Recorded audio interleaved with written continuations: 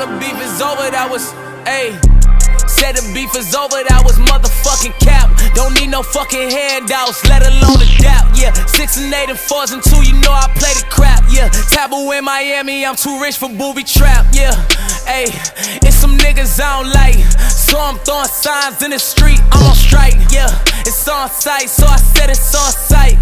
Bitches tryna end me, so I cannot be polite.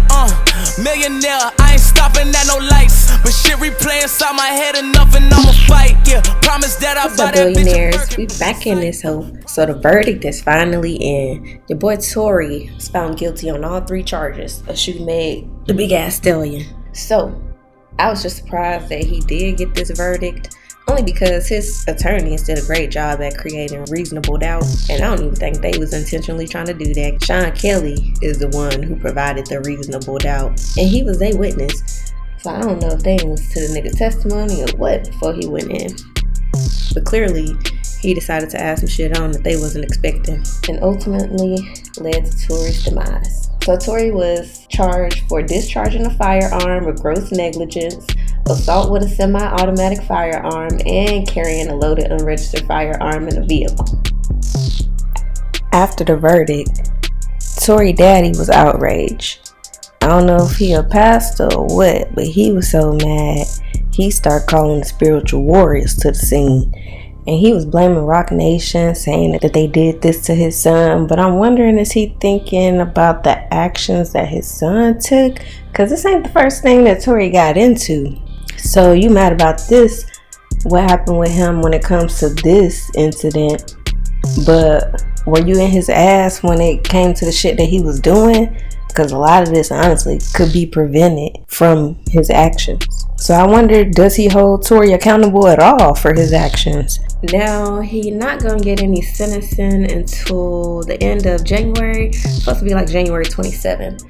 That's when he's facing up to 22 years or more.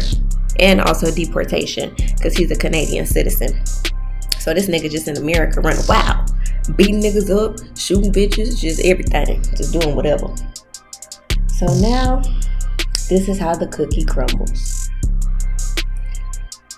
And what led up to this event, and I don't even know if the jurors, they can consider this, but because it is such a high profile case, I think this is still stuff in the back of their minds, how Tory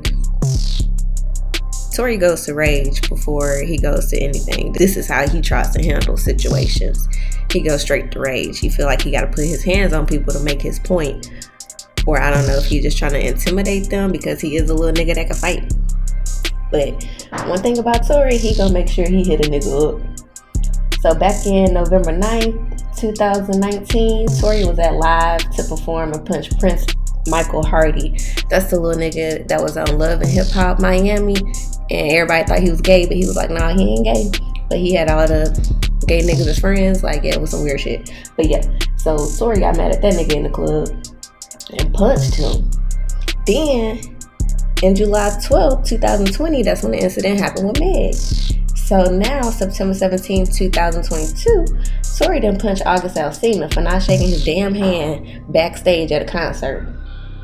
So clearly, Tory be in his feelings all the damn time. And he goes straight to rage when he trying to get some shit handled.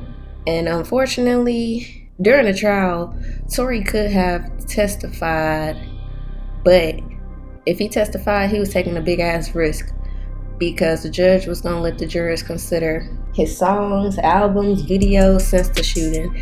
And in one of his videos, Tory crazy ass was butchering horse feet. So if that ain't you telling on your damn self, I don't know what is. And all 12 jurors voted guilty. So all 12 thought that he did this. So clearly that was enough evidence for them to prosecute him. Because I doubt if they didn't have what they needed, then Tory wouldn't got that verdict. Because mind you, he may have other cases coming up. And this ain't the first and last incident that he didn't have when it comes to violence. So some shit was going to go off anyway when it came to Tory. And since Meg got justice, I wonder, is Kelsey ass up next? Is they gonna try to get her for perjury? Because she straight tried to like derail the whole trial. And I don't know if Meg would be able to sue her or not. But I do know Meg trying to sue some bloggers already. She got some bloggers on her list that was talking that trash while the trial was going. So she already supposedly trying to sue some bloggers. And one of them that I think she may be trying to pursue will be Amelia Grahams. She was reporting live with DJ Academics, and she was cool. Like, and I feel like this is the thing, we gotta respect each other's opinions. Just like all 12 jurors voted guilty, it could have been some that could have voted not guilty based on their opinion.